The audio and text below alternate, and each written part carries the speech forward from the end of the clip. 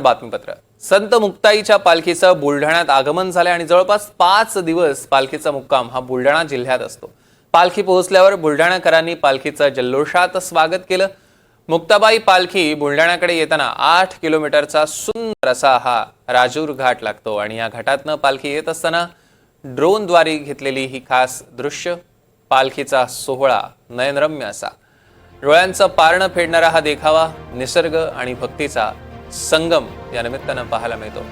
तब्बल 600 किलोमीटर पायी प्रवास करत पालखी पंढरपुरात पोहोचते. 28 दिवस ही पालखी पायी चालत असते आणि ही ड्रोनची दृश्य खास NDTV मराठीच्या प्रेक्षकांसाठी.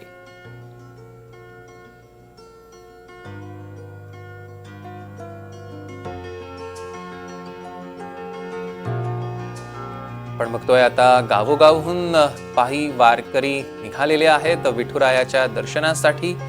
राजूर घाटातली ही दृश्य, मुक्ताबाईच्या पालखीचं प्रस्थान झालेलं आहे. 28 दिवसाच्या पायी प्रवासानंतर पालखी पंढरपुरात पोहोचेल आणि सगळे वारकरी संत मुक्ताबाई विठुरायाचं दर्शन घेतील.